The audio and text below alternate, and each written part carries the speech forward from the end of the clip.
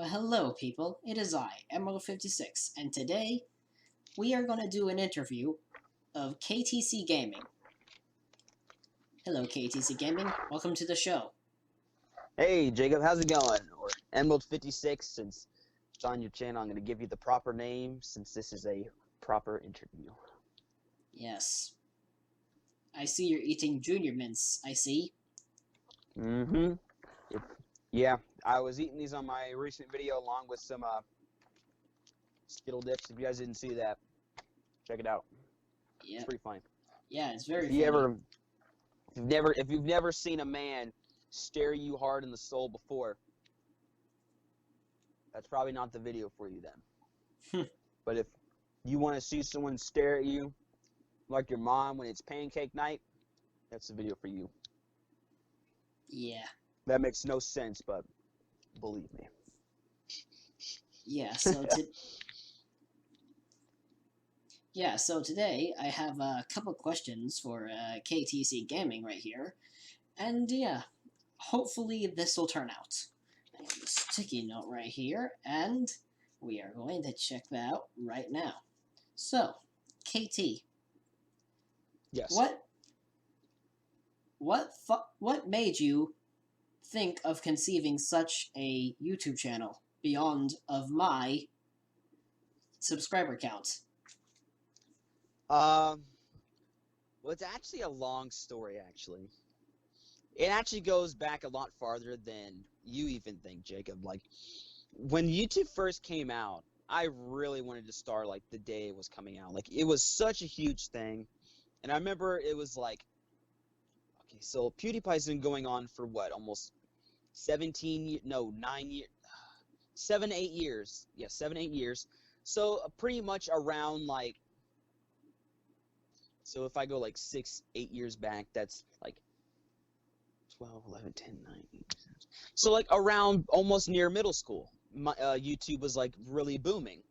And that's when, like, you know, everyone was watching PewDiePie, because PewDiePie during his first year was going low, and then he just boomed, and then everyone was like, YouTube is awesome, like, YouTube's great, people are making YouTube videos everywhere. Jacksepticeye made YouTube, and then he got a shout from PewDiePie, and he got famous, and everyone was just like, YouTube is so good, you can just start blasting and booming. But then, as YouTube was going on, YouTube was also getting harder. Like, it was harder to get your views, harder to go up. It was like, you either had to do it the day it came out, or you just had to wait for the right opportunity. And, well, of course, me being almost near like the beginning of middle school, I wasn't really knowing what I would do if I was going to make a YouTube channel, of course, because what was I going to do being in almost middle school? Do you really think someone was going to watch a middle schooler make a YouTube channel? I don't think so, because you know, all the really cool people were like adults and stuff, and YouTube was not like so based on a kid image the way it was, or the way it is now, where it's very heavily inclined to them. That it actually kind of makes YouTube hard to date, a lot. But yeah, I've always wanted to do YouTube, and then I don't know if I have mentioned on the channel, but when you made your channel, well, it was like what, like a couple months, like 4 or 5 months? No, because you started like a year before me, didn't you? Or was it like 6 months? Yeah, I started like about a year before you did.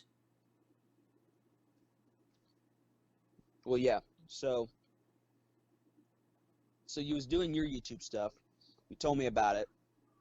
And then because you were doing it, I was like, if Jacob can do a YouTube channel, I can do a YouTube channel. So then I made my first video. Super shy.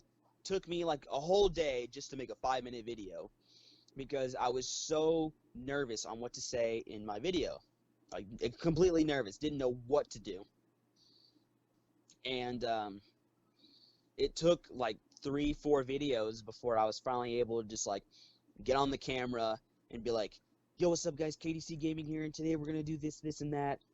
It was a very long process to get where I am now. And I mean, yeah, I'm only at 70 subs, but that's 70 more I didn't have when I started. Well, that's an interesting concept. So, KT, on to our next question. All right. Since what else inspired you to create YouTube and whatnot? Um, Basically, PewDiePie, Jacksepticeye, big names that were coming up. Um, Fred, although there's a mixed audience with Fred, but when he first started, he was the funniest YouTuber ever. But now he's not really the funniest YouTuber ever. He's more of the most annoying YouTuber ever. But That's better. he was super popular and he was very young. He like the Fred channel still up. You guys can go back and watch the video from like 8 years ago. He was like Lucas Cruikshank was extremely young, just made high pitched voice editing and just went nuts. And he became like he got like millions of subs from that. It was nuts. It's insanity, isn't it? Yeah. And then of course another like huge inspiration was of course Emerald, because being friends with Emerald since high school, seeing you do YouTube and doing so well at it, it was like if Jacob can do all these videos, and Jacob was getting like a few hundred views on some of the like the movie ones and the huge videoed ones. You got like 200, 300 something Mm-hmm. on your first Disturbed movie, and I was like, whoa, that's crazy. And then there was with you about to end the channel after Disturbed, and you made a video on it, and it was like a very sad little touching moment where you was about to end your channel after you finished the Disturbed series. Mm-hmm. And then I jump into YouTube and saved you, Emerald, and got you to continue your channel beyond Disturbed and helped you get to where you are now at 43 Subscribers. subs? Yeah, I'm at 49 currently. We've got to get to 50 You're, people. Hit the like yeah, button, please subscribe, and please subscribe, please subscribe. Yeah, subscribe to Emerald. He's one away from 50. So was I. Well, no, I was one away from 50. Yeah. So you guys do that. Like, help Emerald out and get to 50. He's one away. Come on, you can't just get one person. Make another account on Google and just subscribe to him. Give him the 50. Yeah. But yeah, a lot of the younger, well, not younger famous ones, because some of them are still famous now. But basically, the big names and you were the inspiration of my YouTube channel. Yeah. All right. So our next question here. So how did you find out about Jason Reed Darren, and how did you meet him? Um, wow, it's a funny story. It was actually through a SpongeBob playthrough. Very weird. Yeah, that was weird. I was just very. I don't know how I ran into Jason Reed Darren's channel, but I was sitting here and I saw that he was playing one of my old favorite games when I was a kid. My very first video game ever. It was SpongeBob Battle for Bikini Bottom. I had it on the Xbox, and I would play that thing all day, all night. Made my Xbox explode. Got a new one, and still played it every day, every night. And so he was playing it, and I was like, "Yo, this is like my favorite game ever!" Like, I can't believe you're playing like all these old games that not many people even remember except like probably us. Yeah. He's like, yeah. This is. He goes, yeah. I play these games. I love these games. I don't know why people don't play them very often. And I think it's because all these new games coming out, no one wants to play old games anymore. Yeah. But then after that, I started messaging him more on each of his like videos. And I was like, and so then one day I just asked him, hey, do you want to do a collaboration video sometime with me and my friend Emerald? We can do some like game or something that me and you had that we were playing, or that Vertex.io. And he said, yeah. So then all three of us made videos doing that Scribble.io, and then we did Vertex.io. Then we did Minecraft. And that Minecraft was the best. That one was the more fun series, especially when you got him diving out that window, going yeah. That was a big highlight moment. Yeah, that was a But yeah, really big highlight. I basically just met him through playing old games and was getting all nostalgia about it, and then asked him if he wanted to collab, and he said yeah. That's how I met Jason Reed Darren. Ah, that's pretty nice. That's pretty nice. Okay, so our next question right here. What is your secret to success, and how did you manage to gain 50 subscribers within a year? What is my method of success? Yeah, Hmm. basically that. Um. Honestly, I don't think there really is a method. It's more of just do what you love and do what you think you want to do for your channel. Yeah, it's like yeah, you sometimes want to ask your audience what they would like to see, but you also want to do something that you think is something that you really want to do. So like if someone says, "Let's play this scary game." If you don't want to, you don't have to. But if you want to be like, "Yeah, I want to do this. I want to try something new. Let's do a scary game." Then by all means go ahead and do it. If you want to do it, do it. If you think it's a good video idea, do that idea. Want to try something new, do that too. See how people react to it. That's what I did. My channel started out as just doing memes. That was pretty good. Of course, there's a lot of meme stuff. And I'm sure a lot of people probably would have liked me doing more meme stuff, which every now and then I'd sprinkle a couple meme stuff in. Then I did gaming. I did the Slender video, which was very fun. Oh, it was very funny. Then we did the gaming. The gaming was pretty fun. It was fun. Then I did, yeah. Then we did what else did we do? Then I started doing skits and all that stuff. Then I did Ramen Noodle Supreme. Oh yeah, that was I a was funny just video. yeah, that's a great video. Basically, anything I could think of that I thought would be hilarious, I was like, you know what? Let's just do it and see what people think. That's what I do. I just think of something, get an idea started, throw it out there, and then see where that takes me. And if it doesn't do good, then I don't do that no more. If it does pretty good, or if it's doing amazingly, I do more of it. So it's basically just more of like a trial and error type thing. You just throw something out there, see get the reception from it. Like, do people like this? Do people not like it? If they like it, try to do more stuff involving that, and that will really help you, because the more people like that, the more people will tune in, and the more new people will tune in. And so it's basically just do what you want and see how the audience thinks about it. Nice. And then with you saying, what was it? How did I get to 50 in a year? Mm-hmm. Um, I don't know, luck maybe. Well, because I didn't I never do thought it. I was gonna get to 50 either in a year. I never thought I'd get to 50 in a year. I never thought I'd even get to 20 within a year. And now here I am at 70, like blowing out my expectations beyond my 20, beyond the 20 that I thought I was never even going to be able to reach. And so that just shows you that anything can happen. You never know when that huge opportunity is just going to come up. Yeah. Yeah. All right. So on to our next question.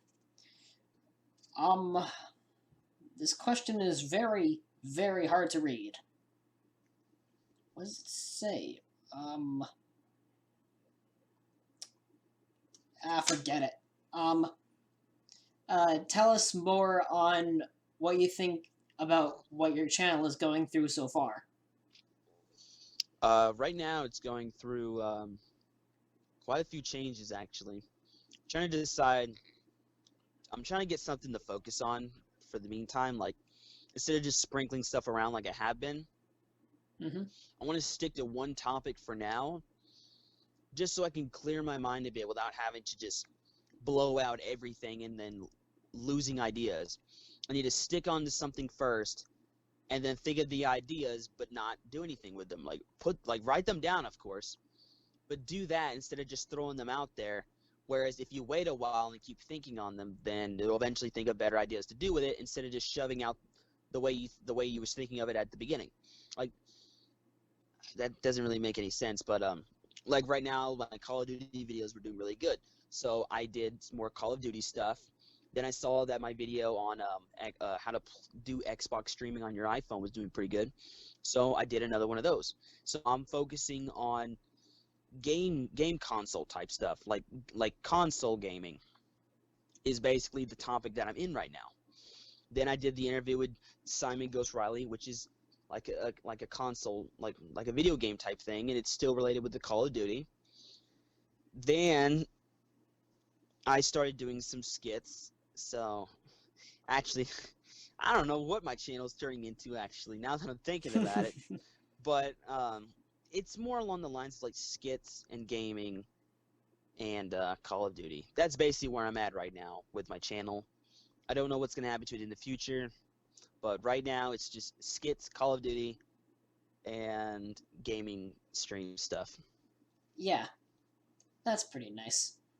All right, all right, on to our next question. Will you ever release the uncensored version of the Ramen Noodle Supreme video? I thought people were gonna say that, or I thought you was gonna say that. Yep. Sadly, no. Well, there you have it, folks. He's never going to release it. Yeah, I don't have the video anymore. Oh well. Sorry, people, but consider it permanent lost media. If I was to re-put in the audio, I would have.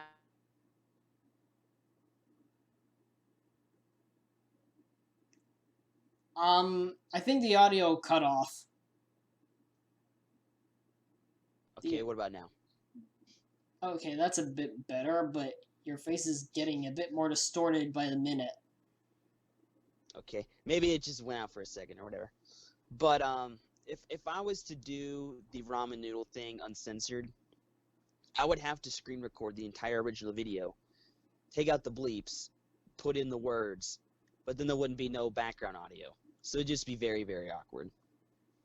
Nice. And I know exactly what I said in the video and what curse words were used. But like I said, if now and not have any part of the original video, there wouldn't be any background audio. And then it would just be the thing playing, and then you would just hear silence, curse word, and then back to music again. Unless I re-put the music back in afterwards. But that would just be way too much work. And actually, I think the video is a whole lot funnier being censored. And of course, that was at the beginning of my channel.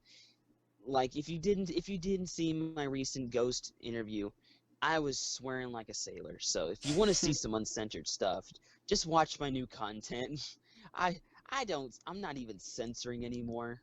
So yeah, I'm not caring about the bleeps. Once the whole monetization stuff starts, kicking in a little bit more, then I'm going to start censoring again. But until that happens, I'm not going to go like balls to the wall crazy with my words, but I'm not going to go nuts about it once monetization cards starts coming in. But that doesn't mean that as of right now, I'm not going to go crazy with my language. Yeah, well, there you have it, folks. It's gonna be permanent lost media for the rest of eternity. So put on the Lost Media Wiki archives, and let's get on to our next question. Next question. What final word? What? I can't talk anymore. What final words do you have to say to your fans right now? What final words? Yeah, apparently. Definitely thank you for. Oh, my glasses are trying to fall down.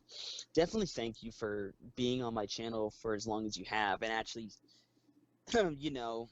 dealing with me for going on a year, or we've already passed our first year mark, but just being here in general on the channel and continually to grow and support me in all types of ways, because a channel can't grow without a community, and that's you guys. You can't make a YouTube without people who really enjoy it.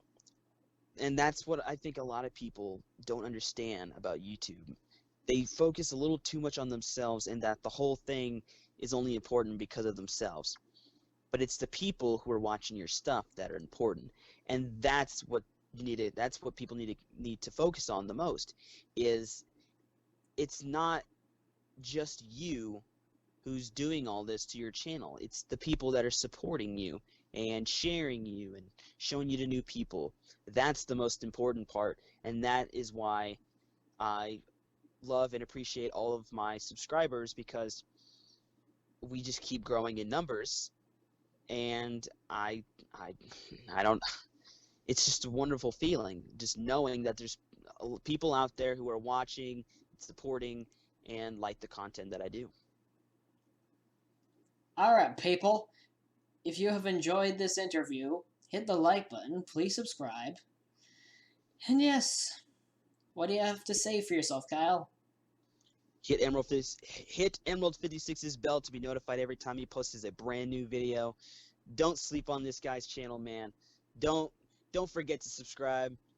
And yeah, Emerald does a lot. He's been on here longer than I have. He's pretty much a YouTube veteran, so he needs to be treated as such. So Yeah, I know I deserve more subscribers, but you know what? People forget about me and not KT, so yeah, yeah.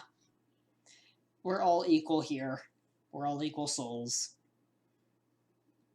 yeah, I'm hoping the best for the future of both of our channels, and to be able to grow and continue and become even bigger communities. Yep. I don't want to become a Jake Paul or whatever, get famous, and then completely forget about everybody else. Yeah. That's not going to be me. I will forever be humble to the people that I started with and the people that got me here in the first place. And I will not let fame get in the way of that. Yeah, so will I. So will I. Anyways, thank you for being on here, KT. It was a pleasure having you here. It was an honor being on here in the interview. Well, and thank you to the viewers for watching. This is Emerald 56, signing off. No, logging off, because signing off is outdated.